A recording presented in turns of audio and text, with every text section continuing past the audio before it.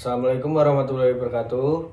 Pada kesempatan kali ini kami dari kelompok 10 akan melakukan presentasi mengenai menjadi pendidik yang profesional.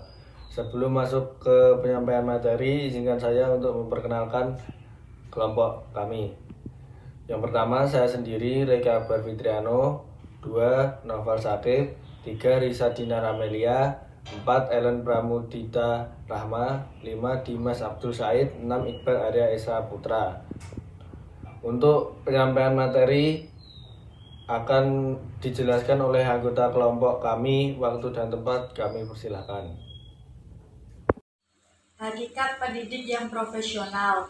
Menurut Rifai, pendidik merupakan jabatan profesional dan memberikan layanan ahli yang menuntut persyaratan kemampuan yang secara akademik dan pedagogis mampu secara profesional dapat diterima oleh pihak tempat pendidik bertugas.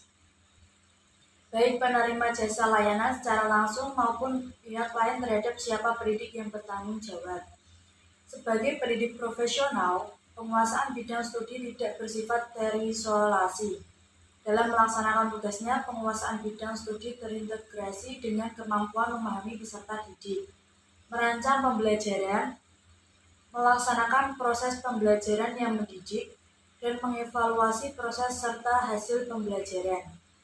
Sebagai seorang profesional, pendidik harus mengenal siapa dirinya, kekuatan, kelemahan, kewajiban, dan arah pengembangan dirinya. Dunia selalu berubah menyebabkan tuntutan yang dinamis pula terhadap kecakapan pendidik. Oleh karena itu, pendidik harus pandai memilih strategi yang efektif untuk mengembangkan diri secara terus-menerus. Peran pendidik profesional mengingat bahwa pendidik memiliki peran utama dalam profesi pelaksanaan pembelajaran, maka pendidik memiliki peran yang paling penting dalam pemberdayaan siswa. Pendidik bertanggung jawab untuk membentuk bakat, minat, dan prestasi peserta didiknya yang memiliki nilai jual dalam artian bahwa mereka dapat memperoleh keterampilan yang akan berguna bagi sebagai generasi masa depan dan yang siap menjadi orang yang produktif dan efektif tentunya. Profesi pendidik standar memiliki dampak mendasar pada laju program pendidikan yang sedang berlangsung, terutama dalam kaitannya dengan tenaga kependidikan. Artinya keberhasilan suatu program pendidikan tidak lepas dari keterlibatan aktif seluruh masyarakat, baik sebagai sumber asal dan sumber daya, atau sebagai pemangku kepentingan dalam kelangsungan keberhasilan akademik. Ini harus dianggap sebagai pemeriksaan semua faktor yang relevan. Peran seorang pendidik profesional adalah desainer atau desainer pembelajaran, pendidik atau pengembangan kepribadian, manajer atau manajer pembelajaran, administrator atau pelaksanaan teknik manajemen, supervisor atau direktur, inovator atau motivasi ataupun dorongan, penasehat atau pemecahan masalah, moderator atau dukungan teknis dan saran unjuk, dan reviewer atau evaluasi hasil karya siswa. Karakteristik pendidik profesional. Yang pertama, menguasai kurikulum. Pendidik harus mempelajari dan menerapkan kurikulum yang sudah berlaku atau ditetapkan oleh pemerintah. Kurikulum ini memungkinkan para pendidik untuk mengetahui bagaimana mengajar dengan sukses seiring perkembangan pemikiran siswa. Yang kedua, penguasaan materi ajaran. Pelajaran merupakan sekumpulan materi yang diajarkan oleh seorang pendidik di kelas. Pendidik harus mahir dalam semua mata pelajaran yang diajarkan kepada siswa, karena pelajaran ini memainkan peran penting dalam membantu siswa mengumpulkan informasi. Yang ketiga, mahir menggunakan beberapa metode pembelajaran. Pedagogi adalah cara seorang pendidik dalam berkomunikasi dan mengajari siswa, serta pembelajaran yang benar menjadi peran penting bagi siswa dalam mendapatkan informasi. Penyesuaian kondisi dan suasana juga sangat diperlukan bagi pendidik dalam proses pendidikan. Yang keempat, berperilaku baik. Moralitas atau berperilaku baik adalah kebaikan yang melekat pada diri seseorang. Oleh karena itu, pendidik harus memiliki perilaku atau akhlak yang baik agar dapat menjadi panutan bagi siswanya. Pendidik juga harus mengontrol perilaku dan sikap dalam pendidikan. Yang kelima, disiplin waktu. Pendidik harus tepat waktu dalam menyelesaikan pekerjaannya. Hal ini menjadi disiplin waktu yang dilakukan oleh pendidik menjadi contoh atau teladan siswa untuk diikuti. Yang keenam, komunikatif. Pendidik harus mampu berinteraksi dengan orang tua siswa dan masyarakat agar proses pembelajaran tidak hanya berlangsung di sekolah, tetapi ikut serta dalam mengajari siswa. Pendidik profesional. Yang pertama, kompetensi pribadi. Kompetensi pribadi merupakan kemampuan personal yang mencerminkan kepribadian yang mantap, stabil, dewasa, arif, dan berwibawa, menjadi teladan bagi para siswa dan berakhlak mulia.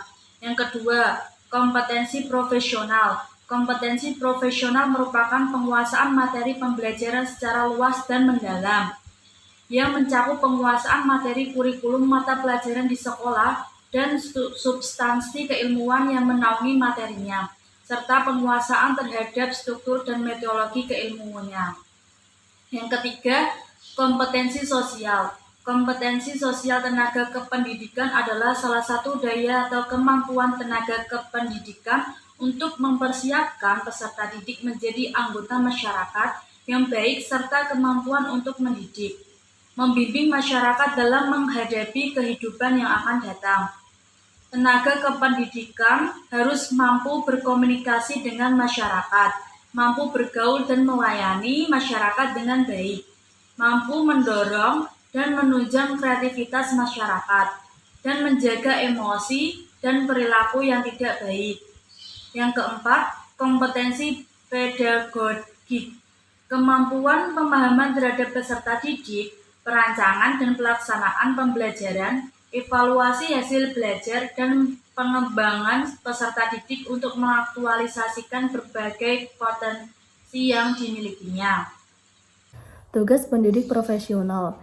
Jadi, seorang pendidik yang profesional memiliki tugas dalam berbagai bidang, yaitu yang pertama, tugas seorang pendidik yang profesional dalam bidang profesi.